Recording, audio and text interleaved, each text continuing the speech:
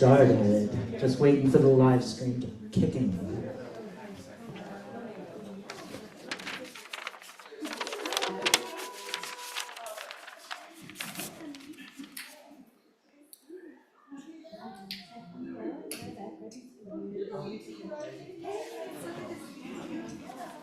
Okay, welcome everybody. Welcome to Tell Greatness. This is when you clap. In excited anticipation. This is also the 11th anniversary of Tell. Tell is 11 years old. On the verge of being a teenager. Entering awkward puberty. So welcome, my name is Greg Newton. I'm the co-founder, along with my partner Donnie Jogum, of the Bureau of General Services Queer Division. Thank you very much.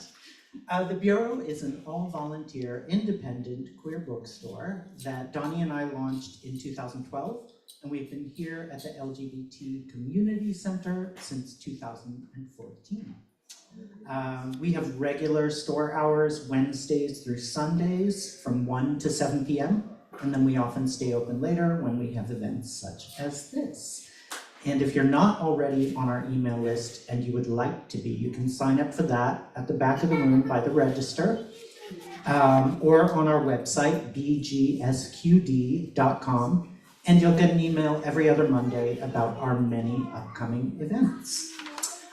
So I'm going to pass a donation bag around because we collect money for the Bureau, but also for the storytellers at Tell. So it's a great way to support both us and the storytellers. You can also support us by buying books, of course, and assorted queer thingies. You know, stuff. I'm going to pass the bag around. There's also a QR code on the back for Venmo if you'd like to give that way. Either way, we'll be splitting it with the storytellers. Yes, and for those of you online, if you'd like to donate, you can do that on Venmo at BGSQD. There's 5 letters on all the boxes. I'll pass this around. And before we welcome up our host, Dre, I would like to read a land acknowledgement. So the Bureau acknowledges that our organization operates on the unceded land of the Munsee Lenape. We encourage you to join the Bureau in signing up to make a monthly donation to the American Indian Community Houses Mannahatta Fund.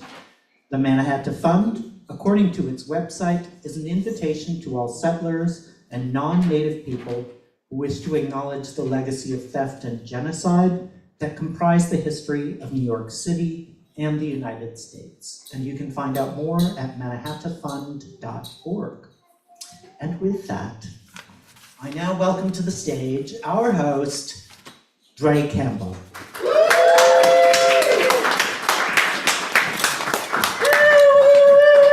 Keep it going for Greg, the wonderful, nurturing, sweet, loving Papa of BGSQD, who's been keeping this store, this space, this queer moment together for us for years. Thank you. Hi out there. How many people are out there online? Do we know? We don't know, but we love you. If you're my friend and you have my phone number, text me and tell me if you're watching, because I can't see the comments. I'm just going to talk to them the whole time. Is that okay? Woo! Welcome to greatness. That's the theme for tonight. Who's been here before? Yay. Ooh, ooh. Anyone out there? You've been here before? Welcome. These are my genitals, in case you didn't know. Woo! Okay, so we are in a queer bookstore. We're having a queer moment. We're communitying.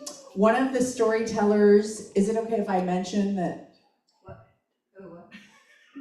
Me? Yeah. What? Yes? Okay, I just want to talk about this cute community moment that's happening here. This is queer community, right? So one of the storytellers is a parent and brought their sweet patootie And also has a friend to care for the patootie while they tell their story. That's queer community, mutual aid. This is how we do it. We love each other, we care for each other. The baby's like, what? Excuse me, who's watching me? Actually, the baby's gonna step in and do the story. No, I'm just kidding. Those are silly, silly jokes. Those are silly jokes. Silly dilly jokes. Speaking of, and well, happy Black History Month, everybody. Woo! Yes! To that end, I want to boost some, just show off some of the amazing books they have here. This is the collected poetry of Nikki Giovanni. Yes, she just recently passed. Rest in power, Nikki Giovanni, who I'm ashamed to say, I admitted this last month, I did not know Nikki Giovanni was queer. But apparently she was in the closet for a long time. Yeah. Right? Yeah. I don't know. Either way, she's amazing. Okay, this is just for kicks. Uranus Comics! Who's yours? Uranus! Yay! I'll see you on Uranus!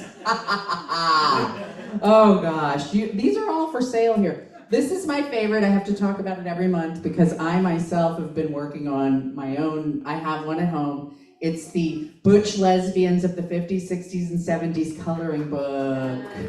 Aww, we love it. We need coloring right now more than ever. And we need to color this.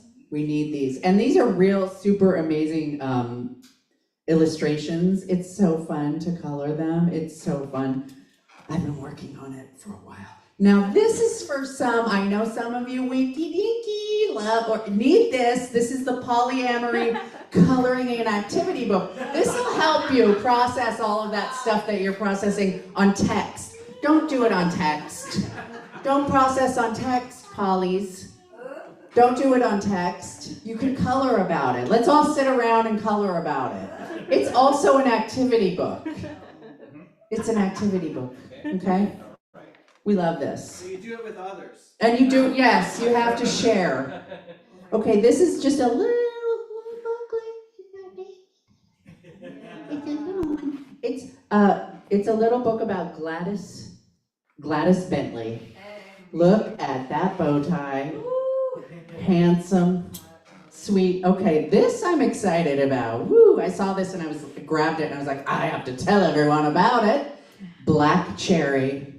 A Black lesbian anthology. Gorgeous. Look at that cover. Look at it. Beautiful. Right? Am I right? Okay, looks like a throuple a little bit though.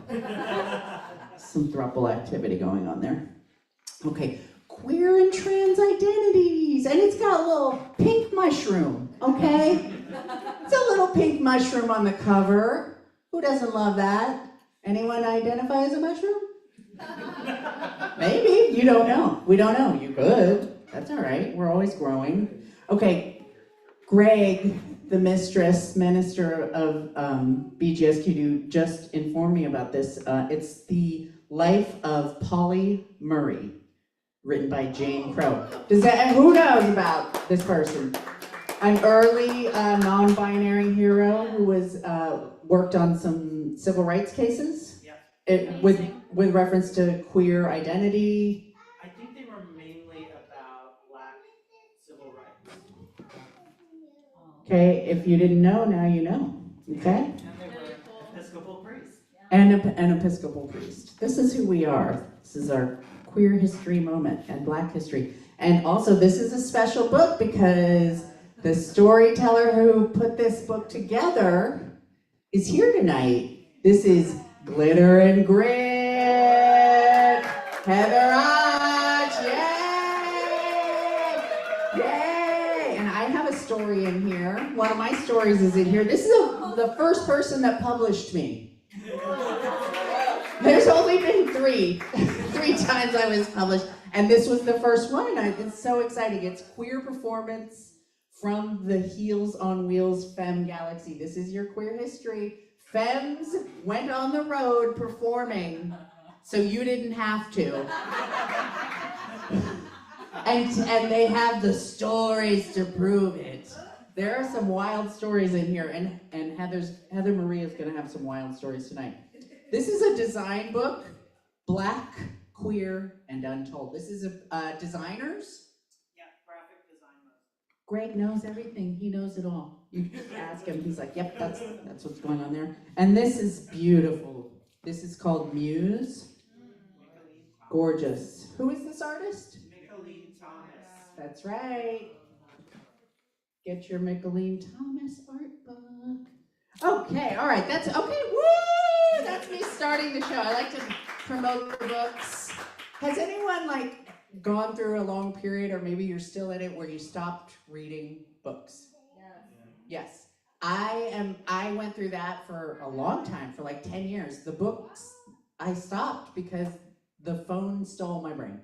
It just did. I'm admitting it, I'm coming out about it, but now I'm happy to say I have been reading. It's very exciting. Speaking of Black history, I've been reading this really wonderful, amazing book, not necessarily queer, but a wonderful book. It's by Questlove. Everyone know who Questlove is? He wrote this really great book about music history, and he goes through each year, 1971 to about 2020, and he sort of talks about what was happening musically, or he'll focus on one artist, or he'll focus on a genre like disco, and what happened, what the evolution was. And each year, at the beginning of the chapter, he'll write a list of things that happened, historical events that happened that year. And I was telling Heather Maria, who loves squirrels. Who doesn't love squirrels? Get out. You can leave now if you don't love squirrels. I'm just gonna put that on the table. We don't like to be discriminatory here, but that's kind of where we draw the line. Anyway, and you're really gonna love them if you don't after you hear this story. So in 1986, I think it was 1986, or maybe 1989, he has a list of things that happened, and it's Black Monday happened. Does everybody remember that, when the stock market crashed in the 80s? A whole bunch of other things happened, and one of the important big historical events that he listed was that a squirrel chewed through a wire and knocked out the New York Stock Exchange for an hour. And I'm like, we all need to be that squirrel!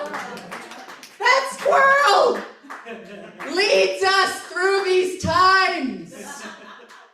Look to the squirrel, people. Chew the wire that brings it down.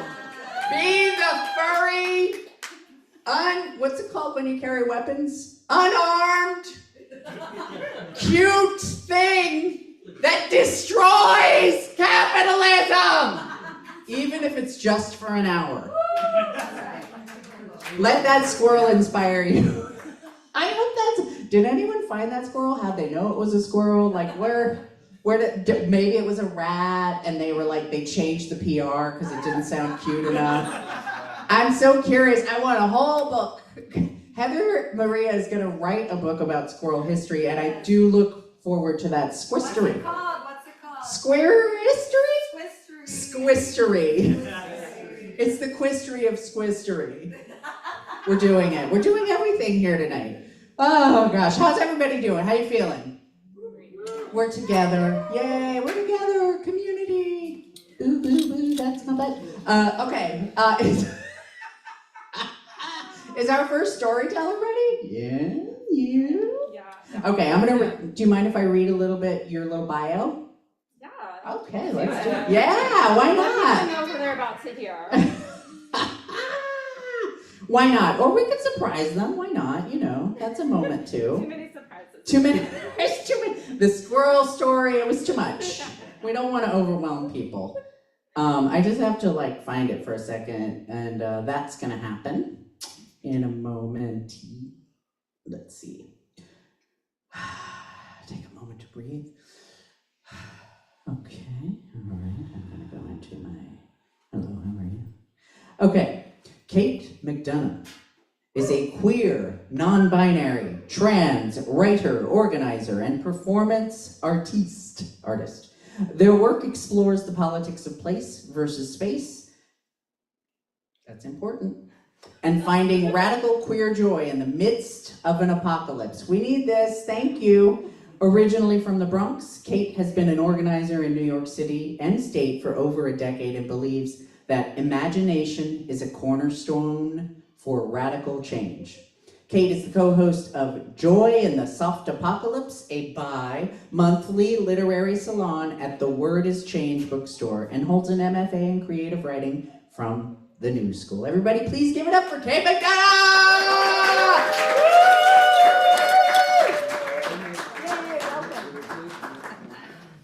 Thank you. Thank you. Getting a little settled here. Hello. So excited to be first. I sat in the front row for that excitement. Hello out there. I think there are people who know me who are there. Okay. So I'm going to begin my story of greatness by taking us back to the early aughts. We're thinking like 2008, 9, 10, 11. Lady Gaga was like really popular, really popular. I know a lot was going on back then, but I just remember really loving Lady Gaga. Like right now, it'd be, if she was performing right now downstairs, I'd be like, oh, cool. But if someone told me back then, I'd be like, I am jumping over chairs, knocking over old ladies, like fucking Lady Gaga. I don't know why, but that was the thing back then. I also really loved bow ties and suspenders. It was an interesting moment, right? Dandies. I don't. We really liked that. Also, back in the early aughts, I was really what's the word? Slutty. Yeah, I'm talking like covered in hickeys, falling on faces, jumping into holes and mattresses. So incredibly slutty, and this is not to say that I'm not slutty right now. It's more, thank you. It's more to say like now my back hurts. So I can like mattress hop with you. Like I'm here for that. I just need to know, a little bit more about your mattress. Are we talking spring memory foam, a little mixture? Or is it firm? Soft or a little mixture? What's your pillow situation like? In short, will I need acupuncture after we hook up? And that's fine. Like I love acupuncture. I just need to be able to budget the time and money for it. That's it. I also was slutty but not smooth, which is true now because I have really intense social anxiety. Right? So I could be like, oh, what if we kissed? That's how it came out. Still something that happens now. Like, yeah, you're too attractive. What if we kissed? But yeah, also back then, it was not uncommon for me to wake up really early in the morning. I'm talking like 5, 6 a.m. on a Sunday, cover my hickeys in my newly acquired American Apparel button down or top down polo, and head on off to church on Long Island or in the Hudson Valley area. Or sometimes I would wake up in a hotel and my hickeys would be faded because I'd been traveling, and I would go to church in Rochester or Syracuse or Buffalo. I also on Fridays went to shul. It was a reverse moment. So I would have the hickeys covered and then shed them later to get a refresh. And I did this all because also at this time in my life, I was the Pride and the Pulpit coordinator with the Empire State Pride Agenda, which at the time was New York's statewide LGBT, I want to say Q, but that was actually controversial back then, civil rights and advocacy organization. So I went from congregation to congregation with my social anxiety and organized clergy around LGBT, we'll say Q because I was their justice. Yeah, and same, I approached that with the same way that I approached my sluttiness. You push through that social anxiety because I like making out, and I push through that social anxiety because I like rights. And I did it up. I lit the flame with the Unitarian Universalists. I did not put a period where God has placed a comma with the United Church of Christ. I got kind of Catholic, but not really, with the Lutherans and Episcopalians. I praised the Spirit for 3 hours while it was still there, even though we were so hungry with the Baptists, the Pentecostals, and Union Fellowship Church. I even learned a little bit of Hebrew so I could rock it out with Reform and Reconstructionist Jews. I did it. I dived right in like I dived into holes. And I was so great at this. Thank you. Yeah, yours is my dad. I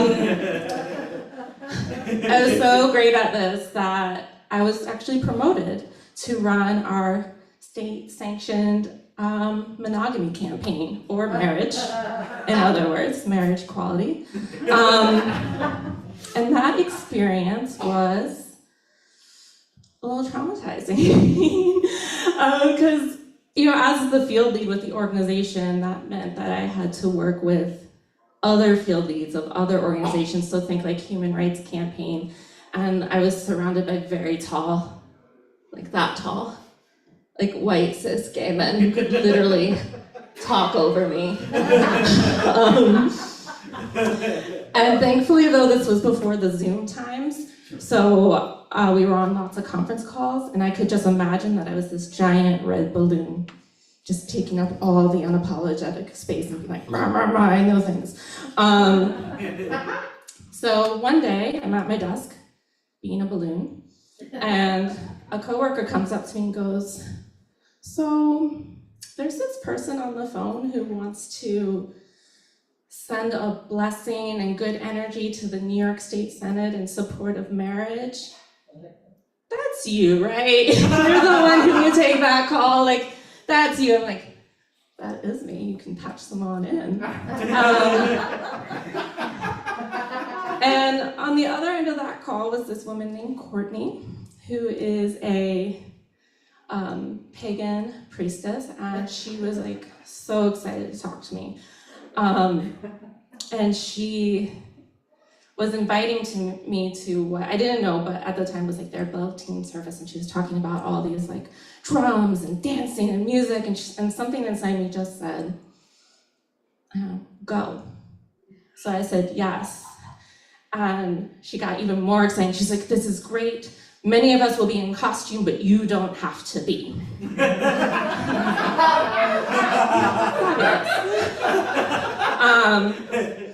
So I put on my going to a faith community costume, which was my pale blue button-down American Apparel shirt, and I walked into what looked like a very strange office building, and down this very pale, sad hallway, and then into a dimly lit room with a maypole in the middle.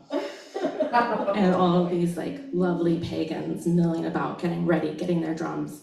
And then this woman enters with electric red hair and carrying a traveling coffee mug. And she just hugs me.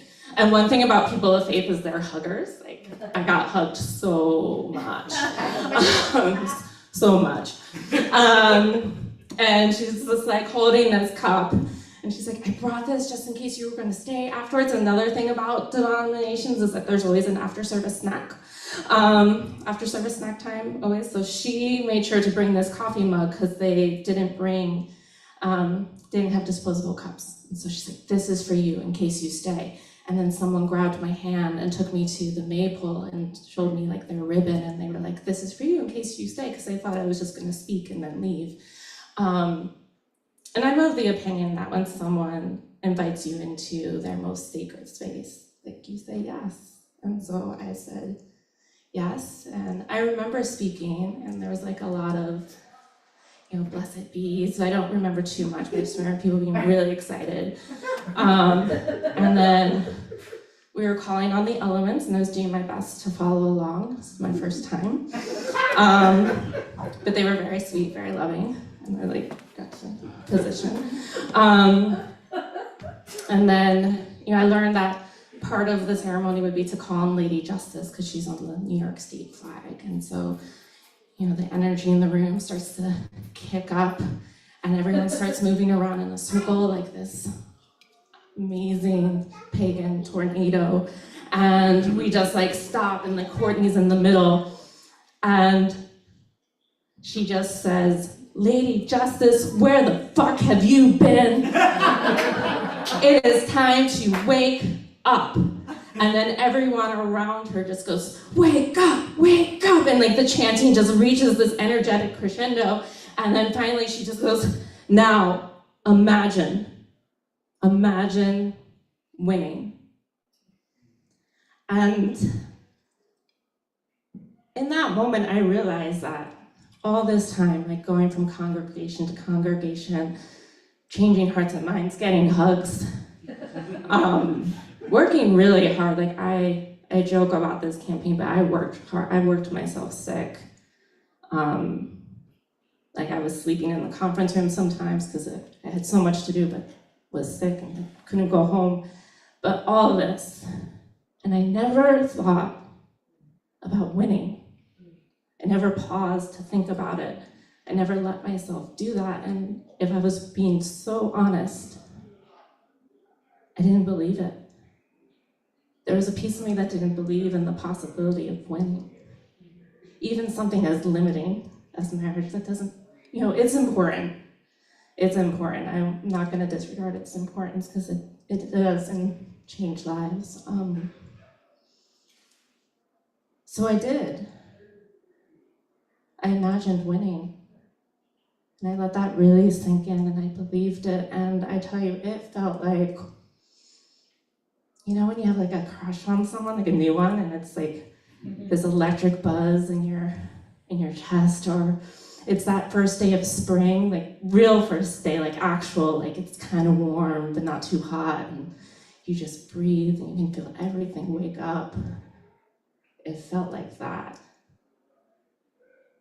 And then everyone sent this energy to Courtney. She fell back. And then we had after service snack, which was wine and cake. And it devolved into like people like throwing cake at each other. At some point, someone was like, "Do you want cake?" And like pulled her shirt down, and there was a cake all over her chest. And I was like, my personal professional life is blurring in a way I'm not okay with. So I did not eat the cake off of her. We did make out months later, but another story. Awkward stuff like, oh, I would have been kissed. It's my birthday. Anyway.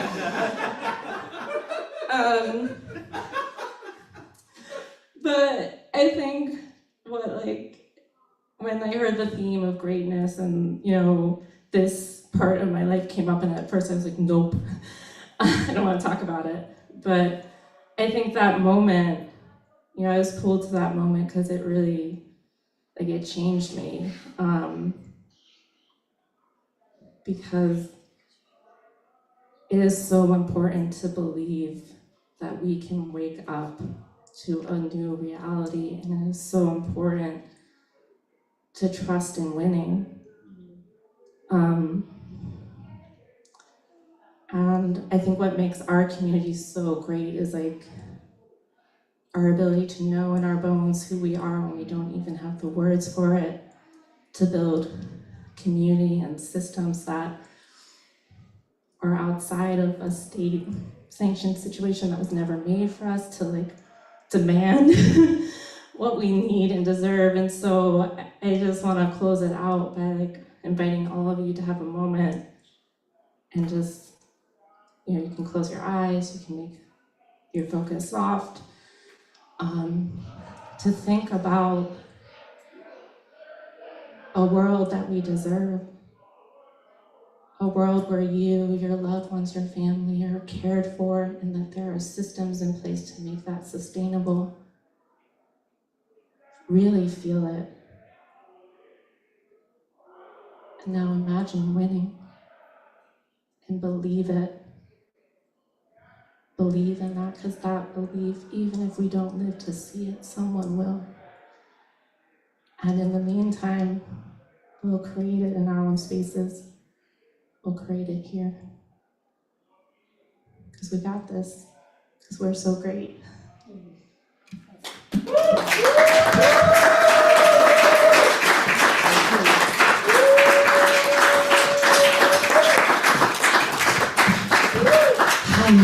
Kate McDonough.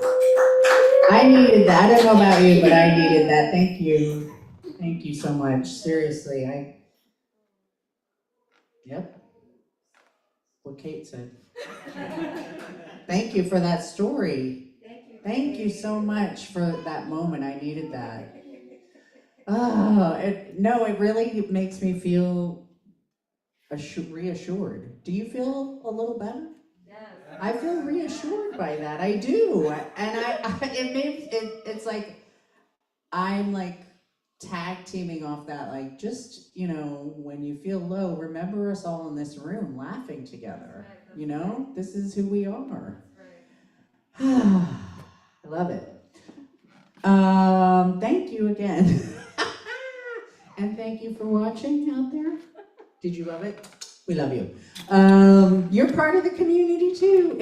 Wait, are you ready, next storyteller? Yes. Yay! I'm gonna read, a bio that we have on you. Let me find it, my friend. Yay! Also, by the way, before I read your bio, I just want to say this next storyteller, amazing friend who's been with Tell for many, many years, who worked on making Tell a podcast, was an essential part of that. Yes, give it up. Yes. There's 2 seasons of Tell on anywhere you get podcasts, Apple, all that stuff. But I will read your little bio too. But yes, a wonderful, I call you a Renaissance queer because you do everything. Okay, Mariel Reyes is a queer Afro-Latinx performance artist and producer with works based out of some of your favorite experimental theater spaces in NYC, Dixon Place, Brooklyn Arts Exchange, etc. She has also appeared on screen in the film Appropriate Behavior, which premiered at Sundance, and the award-winning web series The Fields. Everybody please give it up for Mariel Reyes.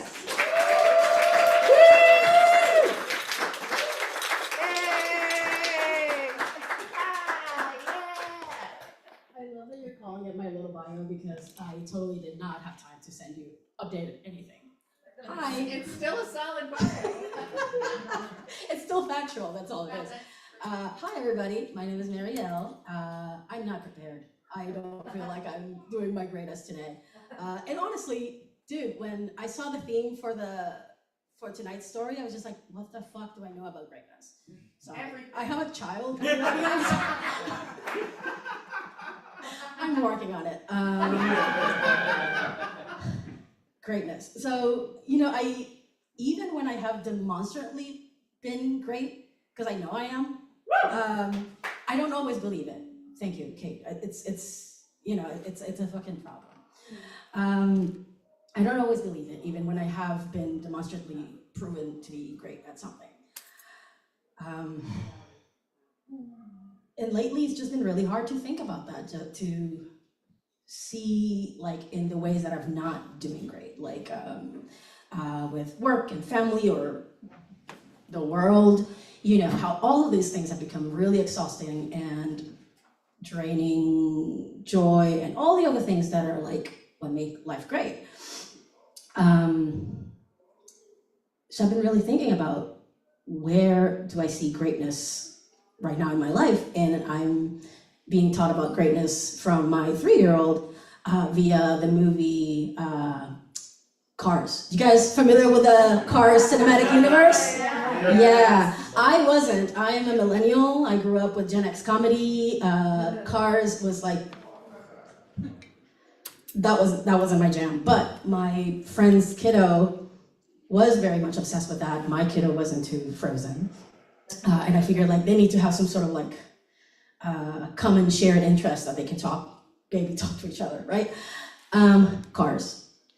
And we're learning that, Lightning McQueen is the red boy car who's full of ego, but then learns that no man is an island and you need family and friends to really make your life great, even if you're the fastest racer on Earth. Cars 2 is terrible, makes no sense, right? Absurd. We watched it for 15 minutes and my kid was just like, turn it off. But Cars 3 has one of my favorite comics voicing the character of Cruz Ramirez as Consuela, oh my God, I cannot say her name, Cristela Alonso. She's a Mexican-American, so she does the voice of Cruz Ramirez. And basically, she is the girl car who has an oh my God, cannot use the words. Imposter syndrome about her abilities, about being just as good a racer as all the other boy cars, right? So my kid is watching this. They're never gonna watch The Little Mermaid, I'm sorry, or Aladdin, I'm sorry. I feel really, as a kid grown in the 80s, I feel like they've gotten really much better quality television than I did. I turned out fine, clearly. But they're growing up with Elsa, who's, into the unknown and who's trusting herself and all this shit that I was never taught. To this day, I'm having to teach myself to trust myself and trust in my own powers. So I'm learning about being great from a kid watching Disney movies. And how much time has it been? I totally did not. I didn't practice the story like I usually do and time myself and have a rhythm. I didn't do that. We're here for you. Take your time. You got a little time. You got about 8 minutes. Oh, well, that barely said anything then. But you don't have to use it all. Do whatever you got. Yeah. Okay, so this week, my kid has been, they're about to go on holiday for daycare. What's it called? 3K. So we've been spending a lot of time together and watching movies and doing crafts and all these things. And I've been having a really great time seeing them stand up for themselves or bargain for themselves. They'll say, "Mommy, I want to watch Cars 3 in the living room with the volume real low." My kid's 3, by the way. With the volume real low, and you can stay asleep. That's fair, right? That's absolutely fair. That's a very valid request, and I say yes, right? So, I'll go make scrambled eggs, which is what they asked my dear friend Katie Freekas, who just published their fucking book. I'm gonna plug your book in the middle of this. How about that? So she's, I want scrambled eggs, I want to watch Cars 3, I want to watch it with the volume low, and then you do what you gotta do. And that's what you should have. Yeah, and that's the relationship that we're building, and it's, even when I'm fucking it up somehow, when I know that I'm not doing a great job, or feels like I'm doing a terrible job at some sort of boundary that I've not healed within myself, that I'm now noticing how it shows up with them. It's just amazing to see that reflected and the lessons that I'm learning from it every day. So back to Cruz Ramirez. The kid is quoting the movie to me, and she asked me, why did her family say dream small or not at all? And I'm trying to explain this to her because not in so many words, my upbringing is kind of the same, but it's so in this idea that if you're not exceptional at something, then it may be a waste of materials to, even try if you don't know if it's going to be great. And that really made it difficult for me to be an artist and trust my own gut sometimes, even though I have all the pieces and all the skills. And it's still tough to be struggling with that at 43,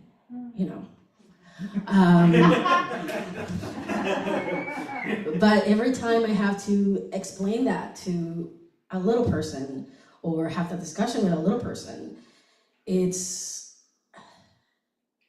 one of the hardest layers, or toughest layers of this onion that I have to peel. And even though it sucks so much, it feels really great. Why did her family tell her dream small or no, not at all? Why did I grow up in an environment that told me that to do something well or not at all? And basically implying that the idea of trying and failing is not admirable. Trying and failing is what all of life, everything I value in life is. You try, you get it wrong 100 times, and then you fucking, what is it? What does Lady Gaga say? There could be 100 people in a room, and everybody tells you to do a good job except for that one person that tells you shit, and then it ruins your day? am I misremembering that quote? Something like that. Something like that, right? Yeah. Yeah, I'm in my Lady Gaga shit right now. And I'm gonna also teach it, pass it on to the kids because it's important. It's part of the culture. And like, I just want my kid to know that like anytime they try something and fail, that's fucking okay.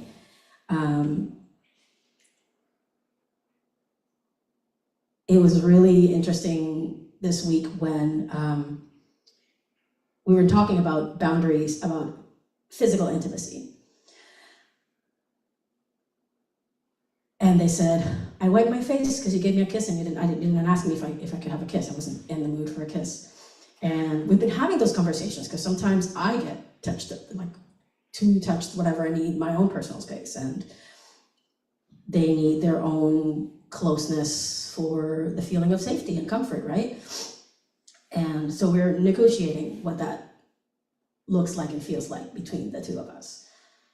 And I recognize that, like, oh, you know, part of this me overcorrecting with giving you lots of kisses and lots of hugs is because when I was little, I didn't get a lot of kisses and hugs from my own mommy.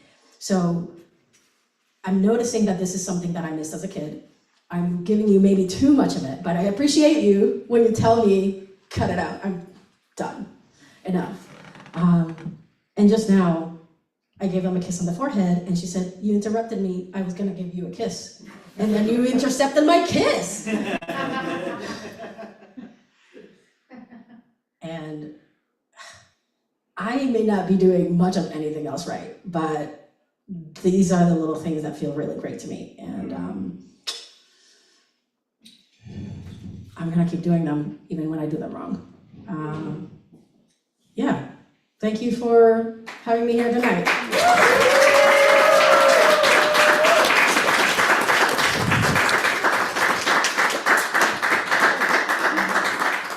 Oh, wow, what a wonderful night of vulnerability and amazingness. Thank you so much for sharing that. That was so tender and wonderful. I felt like you really opened your heart to us. That was so lovely. Thank you. Oh, I mean, I feel like it's so hard to go back and learn those little essential lessons, and then you're revisiting your own while you're teaching them to somebody, and then you're reflecting on how you did or didn't learn those things in your own experience. And that's a lot. That's a lot. You're in the trenches. You're doing great. You are in the trenches. There are only 3, so you have a long way to go, but we're here to cheer you on. But we're all here for you, so, you know, we can all help each other. It takes a village. It takes a queer village, honestly. Oh, goodness gracious. Well, I'm going to tag team off what you said. You reminded me, there's this show that some of you may have seen. I've been working on it off and on. It's a play called The Nosebleed that I've worked on for years. Yeah, thank you. And some of the things that we do in rehearsal is we share our failure of the week, our failure of the day. And I have to tell you, having worked on this show for so many years, and then when we do the show, each cast member, before the show starts, stands in front of the audience and shares a failure story from our lives with the audience. And we ask the audience to share a failure story of their own. We've gotten some doozies, I have to say. That's another night. But it has reprogrammed my brain around failure, I have to say. It doesn't have the power over me. I used to really, I just thought like, failure was like a wall, I feel like, for myself. And then once you start like talking about it and being like, oh, I failed. Who cares? That's part of how you do things. You fail and then you do it again. And that's nothing. That's not this thing that determines what your life is. It's, it's just a thing that happens as part of your, whatever your process is, etc. But yeah, you reminded me of that. Thank you. So it's like, failure's part of the process.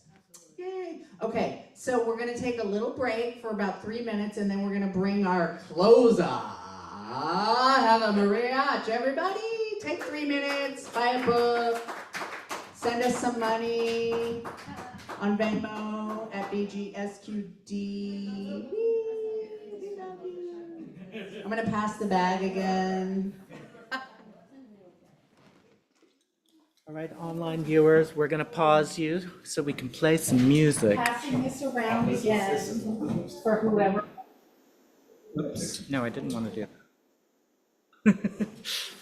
What am I doing?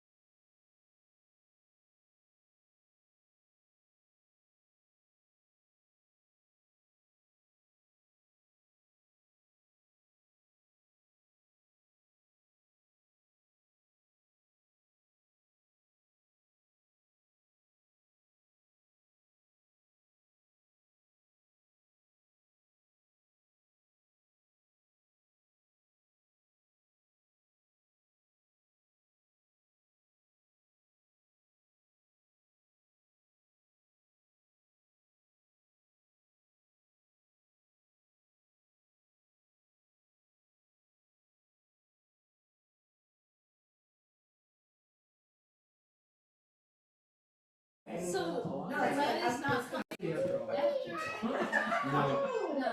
All right, and we are back. They said here you go.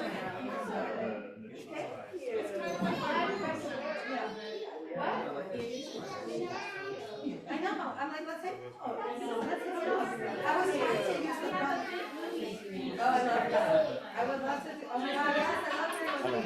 I was trying to use the front presence as like a way to like. Hi, welcome back. Little water. Does anyone want a cup of water? I have some water here. And some cups, if anybody would like some. Yeah. Come get a cup. I'll pour you some water. Hold on. Oh, would you like some? Who said yes? Thank you, Mother. Right, I just took the cup that you poured. Oh, okay, take it. And was this for you? You can have away. You want some? Do you want some water? Nice. Oh, yes, that's for you. Susie. This is how we do queer community. Seltzer for everyone. We're giving out From a water. glass bottle, she's so fancy. She's very fancy. Oh my goodness. Okay, no, this is our lives. This is what we're doing here. It's a fabulous water salon. She's a water salon. Okay, welcome back to the show. Yay! Thank you. Thank you for everybody who's told a story. Okay, so we're gonna bring our final storyteller up who's done tell multiple times and has done all kinds of wild, wacky, fun stuff. At Tell, you had a reading of a pilot that you wrote. Heather brought a whole cast of people and had them read a pilot that she wrote, which is amazing. That was the last time you did Tell, I think. Did I do the first? I think you did the first Tell, which had like 6 people and it was 7 hours long.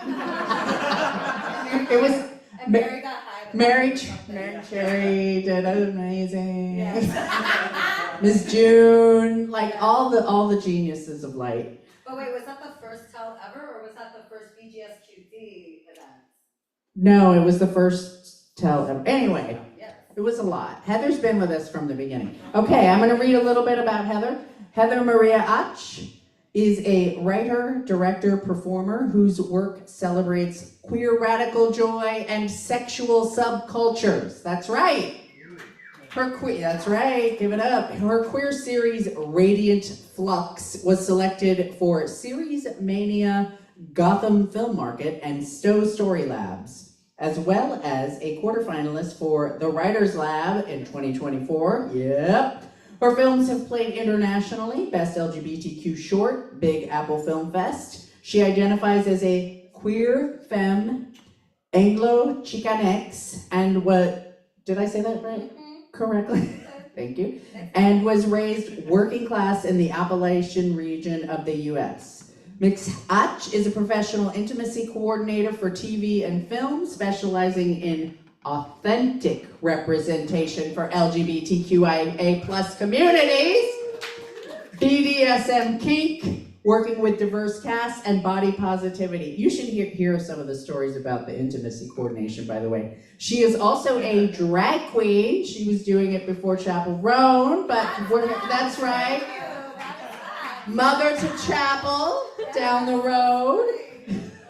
She's also a drag queen, cultural organizer, former educator, and a Lambda Literary Award winner. Everybody please give it up, yes, for Heather Maria Ach. Hey! Woo! How fun. Hi, cuties. Hi, cuties. I love this event so much, and I'm so sad that my close fam, Glenn Marla, can't be here due to inclement weather. Yes, so, I mean, Glenn Marla, another icon of Community. So I'm jumping in last minute, just to be clear, but you know, I got stories. So we're just gonna roll with it. But I appreciate you reading my bio. So since we're talking about greatness, I am a Capricorn. I'm so tired. If you know anything about Capricorns, you know that we have a very specific relationship to greatness. I call myself an overachiever, and sometimes that's a source of joy, and sometimes that is not. And so, hence my bio, right? Like I had this pilot script that, you know, I like got some accolades, and I got to like pitch to like big platforms, you know, like big names of places that I don't feel like promoting, but you would be like, whoa, like, wow, that's like really fancy. So that was happening for a minute and got all this great feedback, and then realized that, I mean, this is before most recent events, that I'm like, oh wait, they're not gonna let me make a queer, intersectional, hot, amazing, badass TV show, like on the TV. Like that's not happening, right? Like someone's nodding their head and I'm not offended or mad about it. I'm like, that's just not gonna happen. And definitely not one where I get to have creative control. And I don't remember if you heard the part where I said I was a Capricorn. Yeah, we're not doing that. So, you know, my whole like, yeah, we're gonna infiltrate the industry moment is over. I'm like, oh, fuck this shit. So I'm like, whew, going back to indie, like, and again, just to be clear, you know, I have some little tricks up my sleeves and indie projects that are forthcoming that I'm excited about, but that's not what I'm talking about today. And so as the process of realizing that despite the incredible like love and support of so many amazing folks who were like really trying to like push me to like break through, as like the reality was setting in and I started to go through a grieving process, I decided to, you know, when you're making art, right, like when you're making actual art, right, the stories and the projects come to you, right? And sometimes they come to you and you're just like, oh no, I don't even want to do that, please. And then the project is like, hey girl, no, like this is what we're doing. So I have, allegedly, no, I have a project that is a documentary about my Mexican-American familia's contributions to the small town in Ohio where my abuela is from and where my bisabuela immigrated to. And so to be clear, my bisabuela immigrated in the 1920s. My abuela was born in the US, was born in Ohio, in Lorain, Ohio, this really small town there. And Lorain is really interesting because it has this, from the 1920s to the 1960s, had this like incredibly diverse community there. So Mexican community, later Puerto Rican community, Eastern European, Hungarian. My dad is Mexican and Hungarian, which is, again, usually people are like, that's a weird combo. But in that area, it was not. So, so again, I haven't quite figured out the like, you know, the like not nasty way to say it, but I'm like, listen, I'm not saying that everybody was always getting along, but we do know that they were fucking. So otherwise I wouldn't be here. So, you know, so this documentary is a people's history. No, but seriously, is a people's history of, you know, I think what they tell us, right, is that the narrative is that we've always been separated and we always will be, and that's just not actually the truth, right? And so this documentary is a people's history about this incredibly diverse community, and as a mixed person, I'm very fascinated with that, blah, blah. This is just the context, y'all. This is not even the story I'm gonna tell. So the documentary was like, this is something that's for me, this is art, like I need a break from all this like infiltrating the industry shenanigans. And so, so I started, no, we're gonna fast forward. So last year, I went to the pueblito, the small town that my bisabuela, my great-grandmother, right? Abuela is grandmother, bisabuela is great-grandmother, that my bisabuela is from. It's called Santa Ana del Valle, and it's about 40 minutes south of Oaxaca City. If you've never been to Oaxaca, it is the most like beautiful, oh, I'm already emotional, magical place. And so I went there for the first time with my familia last year, with my tia / prima. She's like my dad's cousin, but she's the age of a tia, so we're gonna call her my tia to make it easier. So I went with her last year for the first time. I had gone one other time before, that's another story.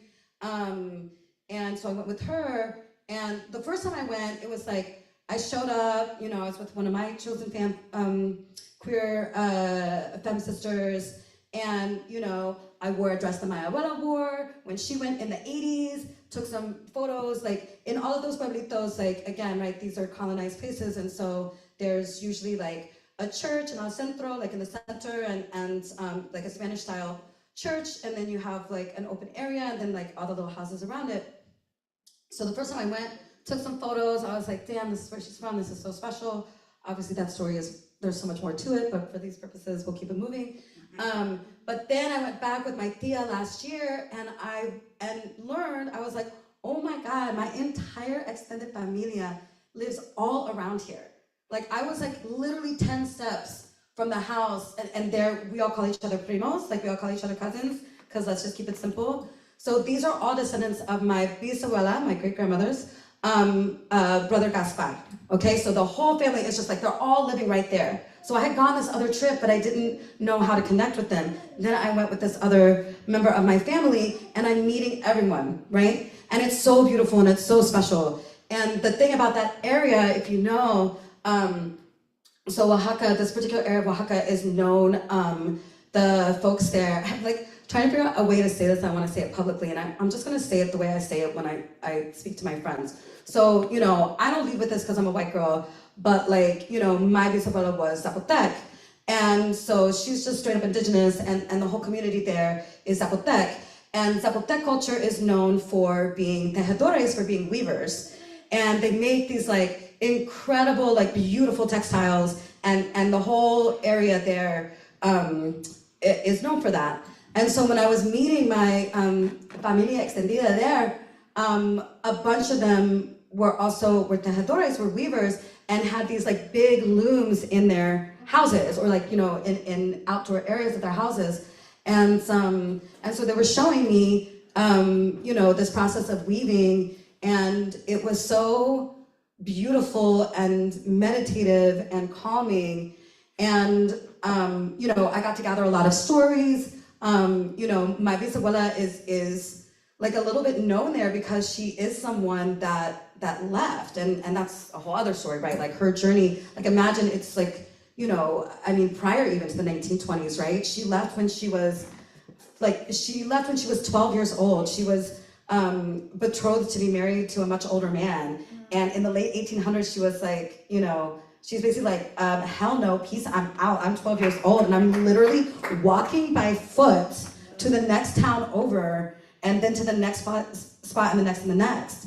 And so, and then ends up, in the US, and then in Ohio, I'm like, sorry, abuelita, like, is that what we would have wished for her? I'm not sure, but you know what, here we are. Like, again, she's like, okay, I live a life with snow now.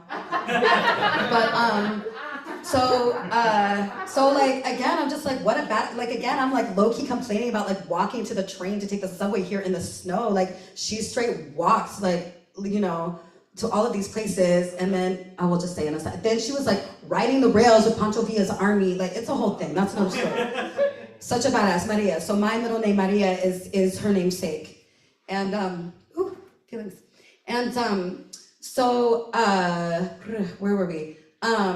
So she's known in the town, right, as this person who left and had this whole adventure to go to the U.S. But when she left, right, she was taking care of one of her younger brothers. And I got to go to like the exact crossroad where she left. And when she left, no one knew if she was alive or dead until the 1960s, when one of the other family members was like, I want to go and find your family. And so at that time, like this little pueblito was not even on the map, right?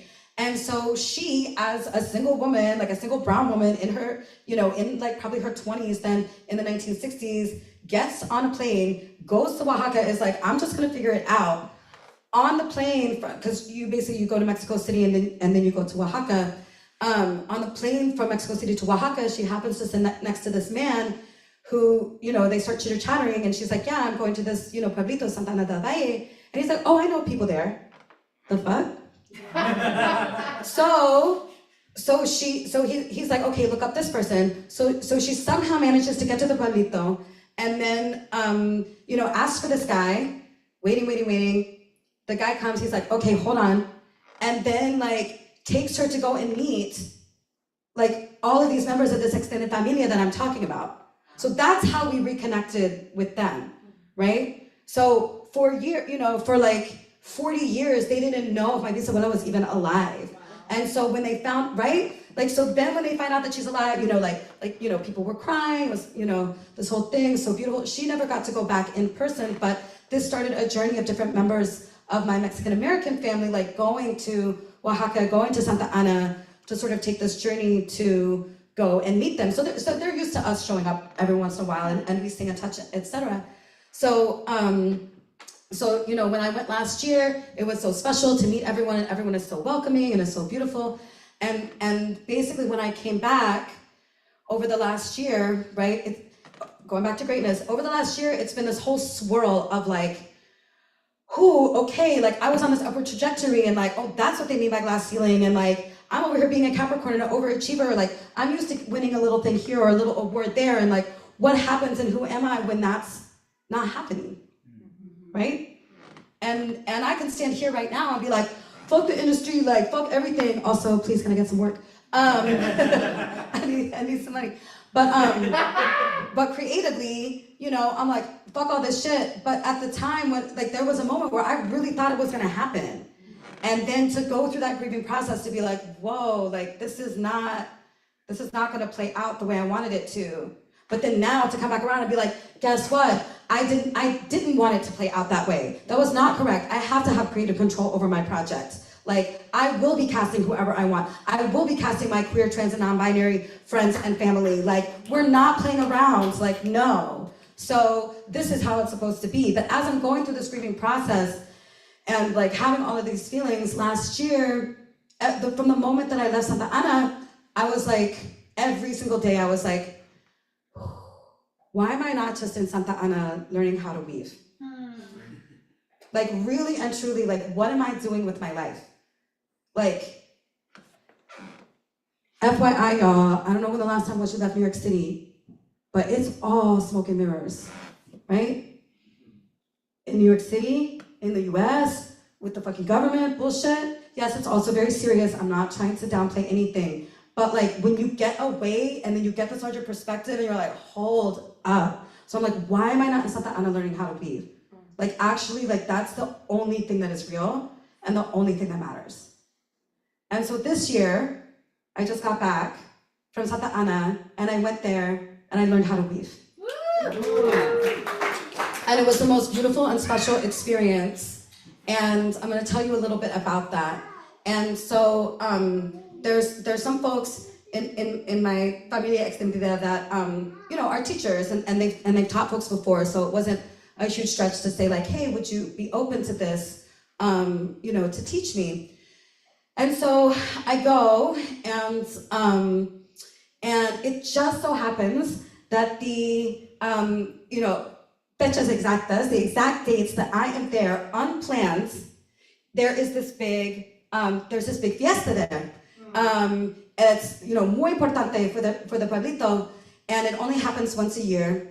And it has all of these bailes, these traditional dances, and then there's one night where there's this crazy fireworks show. There's this huge, they call it castillo. There's this huge tower and it has all these designs on it of all these little animals, and they light that whole motherfucker up, and it is amazing. It is so cool. Everyone's dancing with little toros, they have fireworks on them, and it's so beautiful. And so I am weaving by day and then going to the fiesta at night. And then I need to add this other little part. I was really, so I was estranged by my dad early on in life, from all of the above. And so I didn't meet my abuela till I was 20, right? So it's been this whole journey to go looking for my family and looking for this, legacy and history. And another story for another time, but me and my abuela, when we met, the second our eyes locked, she's a shorty like me, it was oh, okay, things make sense, right? My white family, is very shy. They're like, who is she? Like, what, like, why? Like, I was like this. I was just like this, And I think that was me coming out. What's that? What's that move? But so when I met my abuela, so we were like thick as thieves, me and Celia, from the moment that I met her to the moment that she passed.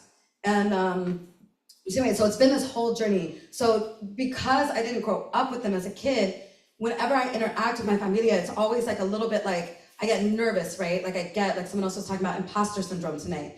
And like, I don't know, like who here is like mixed or who's watching, like I've had this conversation with other mixed folks where it's like, to have imposter syndrome in your own culture is like this very particular and, painful thing, right? And again, to be very clear, right, I'm very aware and want to be very clear of owning that like, I have white privilege and that like, I say that I'm white and mixed, like that's how I personally identify, et cetera, et cetera. So, but again, it's like my abuela would be like, she's sitting across the kitchen table from me in Ohio, pointing in my face, saying like, you're Mexican and don't you forget it, right? I'm not trying to fuck with Celia. I don't think anybody else wants to either. Right? Like, I don't think you even need to know more details about her to know this already. So, right, so, but still anytime, like there's a situation where I'm showing up and people don't know me, it's always like, I get nervous. So I was nervous to even ask them if I could come and visit because my tia couldn't come with me and like, I've been on my journey with Spanish, but I've been like practicing all year. And, being like, okay, really for real, this time I'm gonna get fluent. And when I wrote them this whole thing, right? Oh, if you don't have time, I don't wanna disrespect, and da-da-da-da-da. I want you all to understand that the response was immediate and concise. And it was, in Spanish, you are family, and we are ready to embrace you with open arms. Right? Waterworks, obviamente. And so I go, and so by day, I'm learning how to weave, and at night, I'm at the fiesta. And so, actually, one of my primo's names is Primo, just to make it simple / confusing. So Primo is the main person, him and his wife, Gloria, are teaching me how to weave, right? And again, it's the big loom, it's the big telar, it's with the foot pedals and everything, right? And the thing, and you pull it, and I wish I had a slideshow, but this was last minute.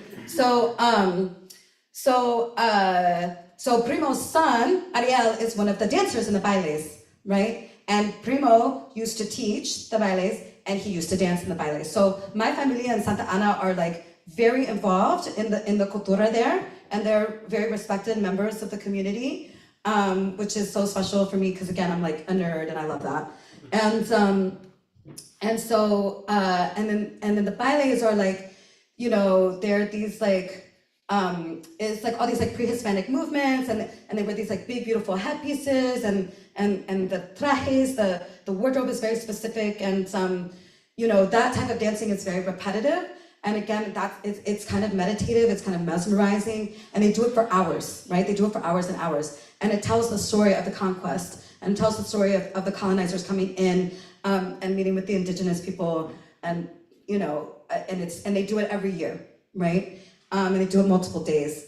And so I am, so I'm sitting and I'm watching the bailes and as I'm sitting there, I have this moment where I'm like, I have this like flash of memory and I'm like, oh my gosh, I've seen this before. My abuela, probably 25 years ago, right? In the kitchen, again, everything's always happening in the kitchen, in Ohio, had this postcard that she showed to me and gave to me, right? Because the thing about my abuela is that she was a storyteller, and that's why we vibed, right? She was a storyteller and a fucking traviesa and a fucking chingona and like all those things. So it's like, that's why it was me and her, right? And so she, so she would tell me the stories, right? It's like, there's people in this audience who have known me for a long time and seen me performing for a long time, right? So that story of like, where again, Celia's like, okay, Mama is what they call my bisabuela. Mama was born in Santana del Valle. That's Santa Ana of the Valley, honey. I'm like, Grandma, like, fuck, like, I don't speak Spanish, but even I know that. Like, give me some fucking credit. Like, I know I'm abuela out here, but come on.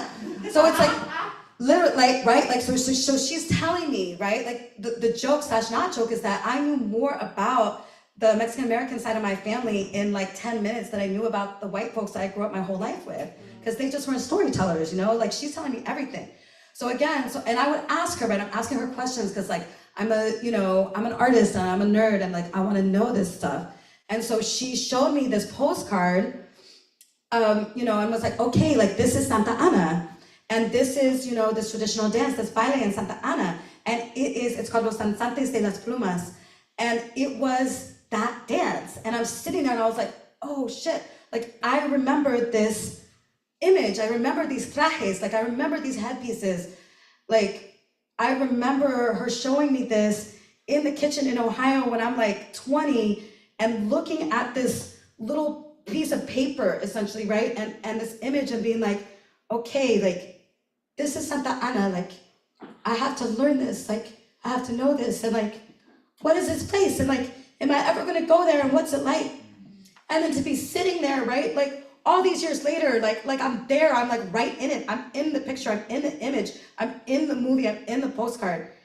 And I was like, and it wasn't even planned, right? I was like, this is increíble, right? Like, this is so incredible. And so then, this is the last part, and I'm gonna wrap it up, and then I have some ephemera. And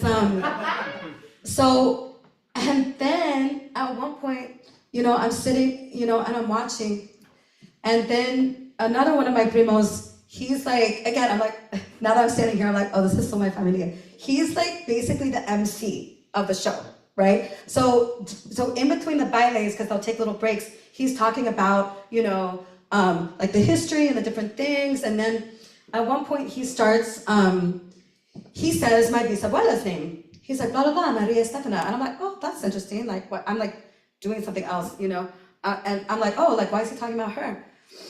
And then he's like, Maria Estefana, la hermana de Victor Morales, right? Because that's how you do things there, right? It's like, this person is related to this person. Like, when they would introduce me to people, they literally like point at the house, like one of the family houses, like, it's like, oh, she's with that crew, like over there, So, oh, la hermana de Victor Morales, da, da, da.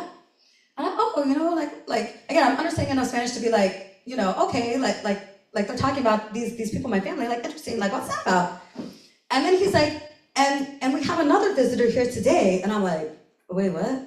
And Gloria, la esposa is like poking me, like, pay attention. I'm like, what the fuck? I'm not making this up. And like, he's like, okay, he's like, we have another visitor here today, and para ella, la cultura es muy interés, y los raíces son muy importante para ella, right? So she's very interested in the culture, and her roots are very important to her.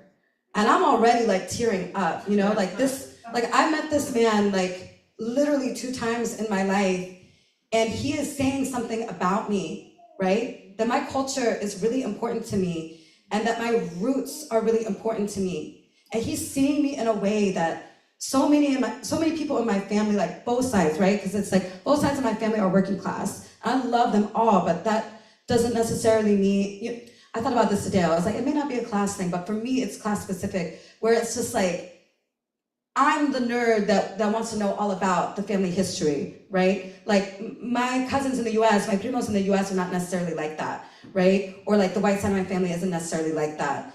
So so I'm like in this pueblito, in Oaxaca, de mi bisabuela, watching these bailes, and then my primo, who's like the MC, and to be clear, right, it's a tent set up out front of the iglesia where I have this photo of my abuela visiting, in this dress that she then gave to me, and then I went and took my photo there, right? Like, and the whole pueblito is there.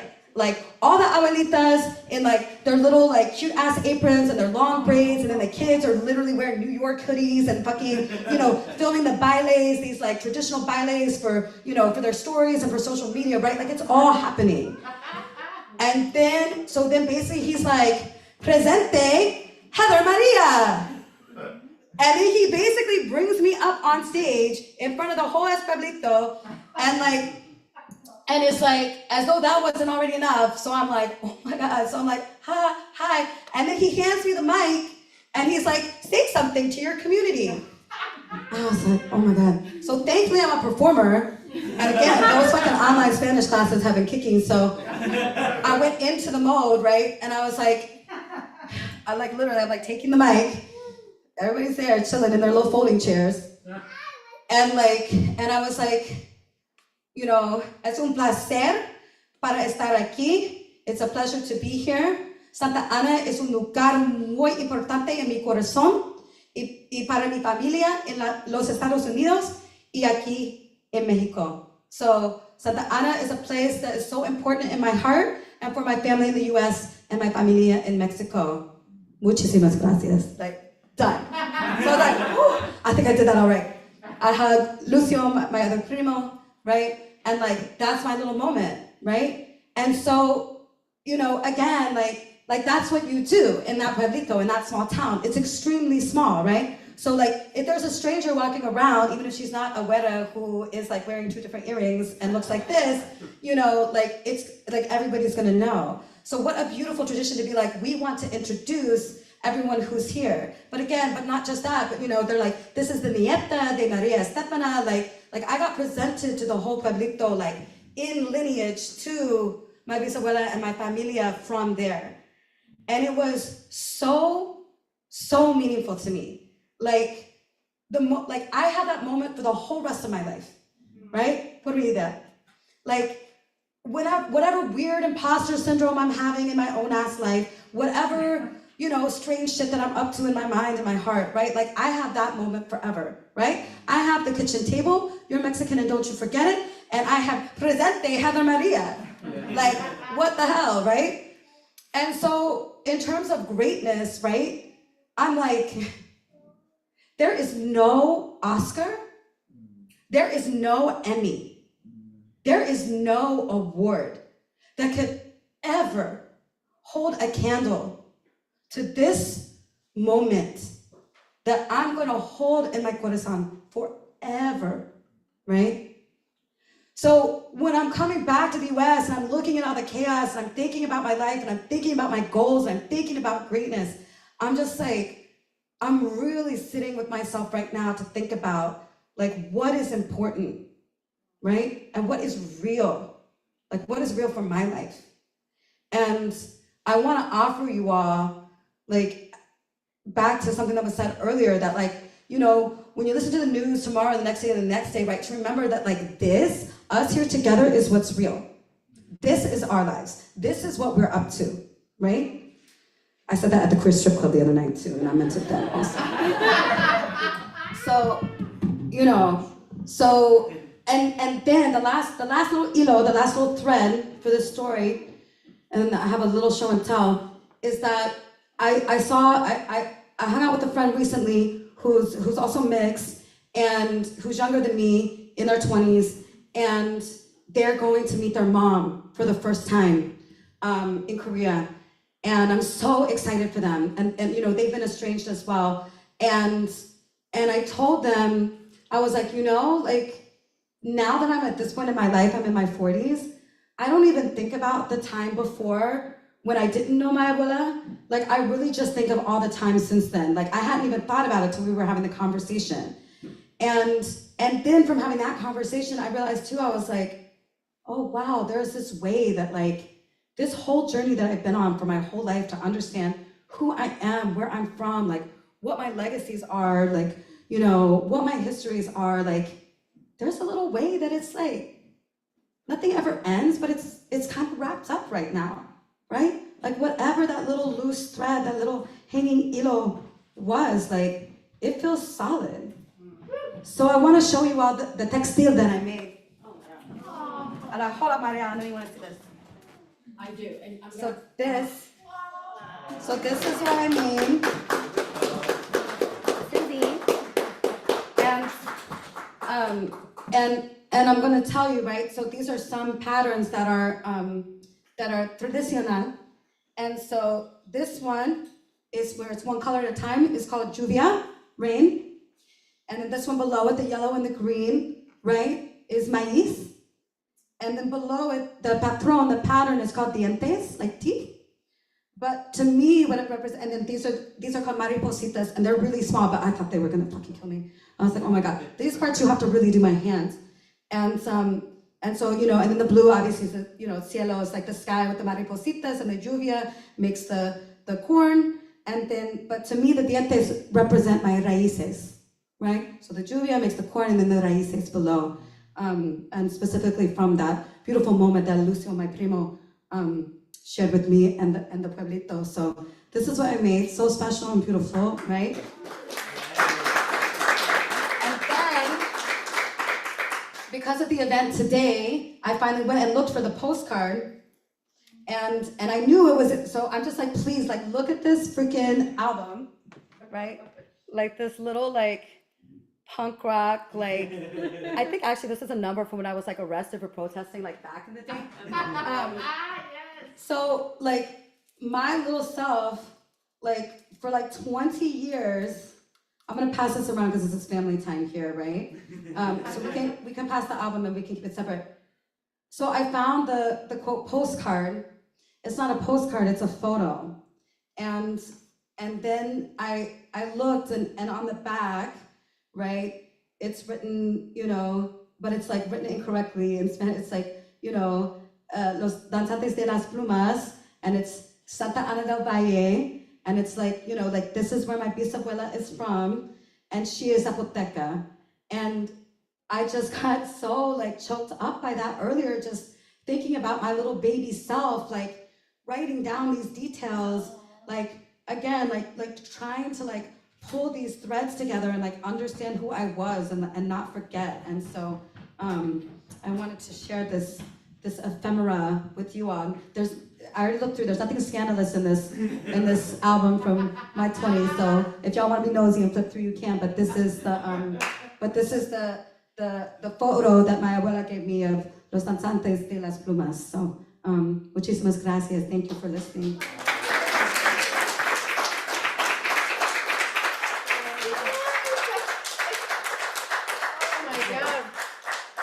What an incredible fucking story! Wow, Heather Maria.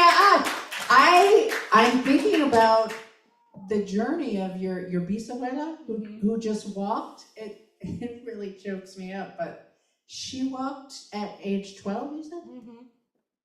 To get away from a man. To get away from get a away man, from a man. which So is that's what a lot of us will probably. Yeah, I'm like, that's my familia, right? I'm like, yes, that I know is in me. She's like, I will walk I will walk 500.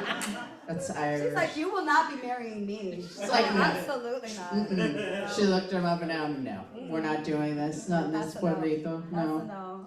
So, and then she ended up in Ohio, and then she had a family there, and then was like, did she have her family when she went back to Oaxaca or to the Puerto Rico?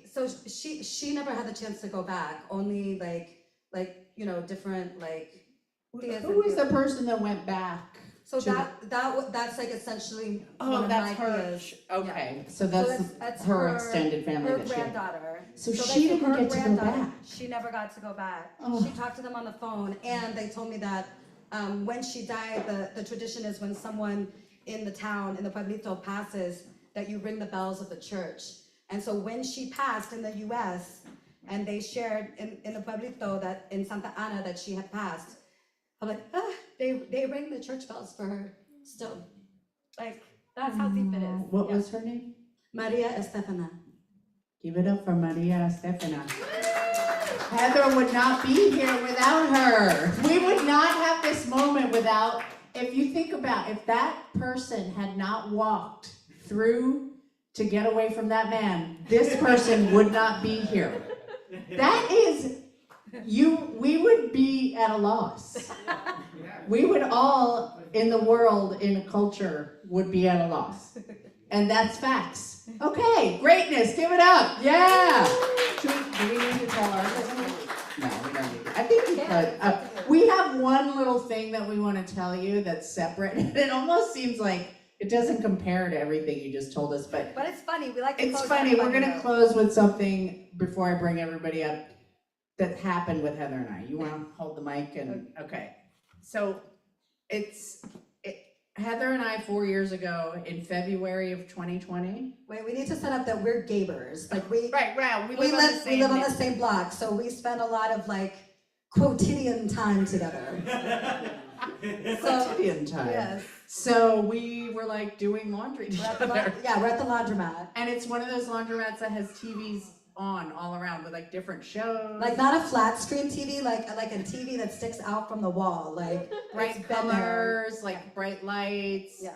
A lot of people going in and out. It was the middle of the Just day, like- like on Yeah. a Tuesday or something. Yeah. It was like, what are we doing with our lives? Yeah. And it was winter, right? It was like, because it was Uh-huh. pre-pandemic, which is Yes, it was essential. pre-pandy. It was pre-pandy, and sort of in the background, it was like we're just kind of standing, like zoning out. I Dream of Jeannie was Yes. on. Yes. Does everyone know that television show? I mean, there's some problems there, but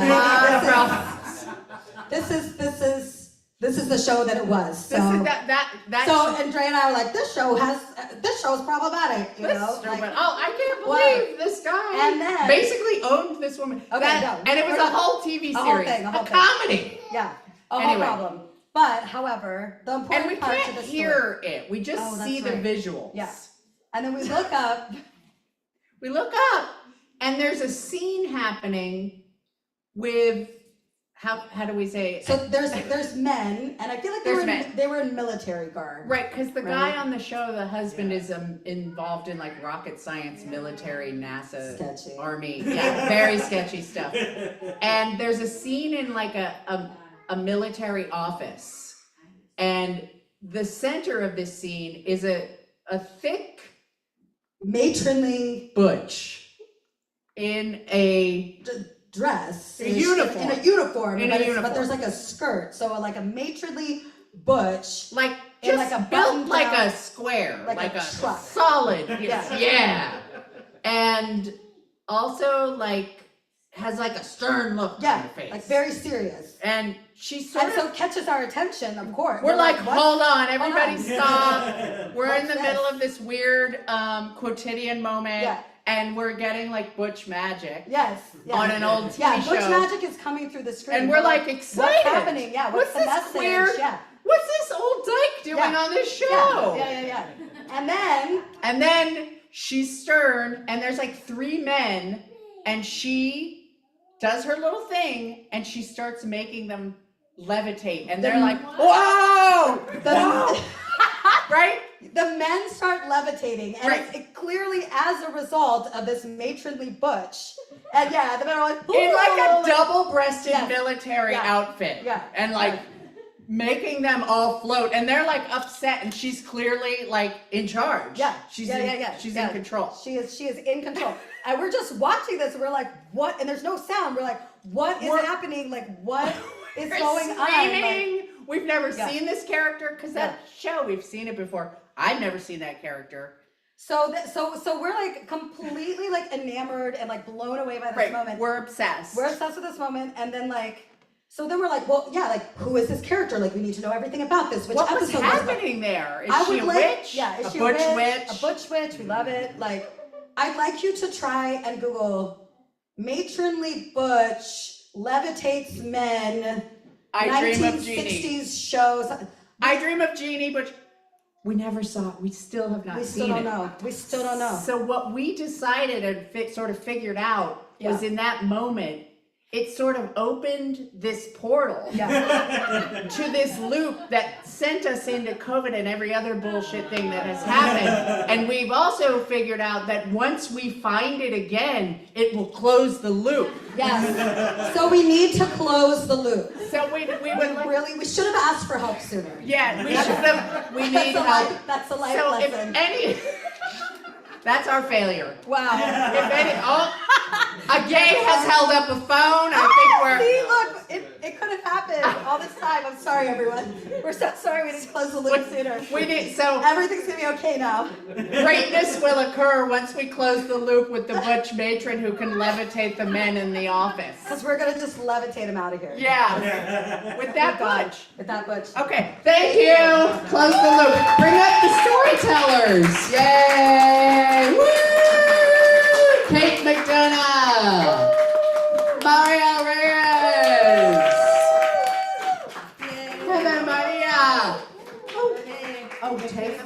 Look at Greg. Yay, thank you. Thank you, everybody. We love you. Come back next month, the third Saturday of the month. We'll see what happens for the next tell.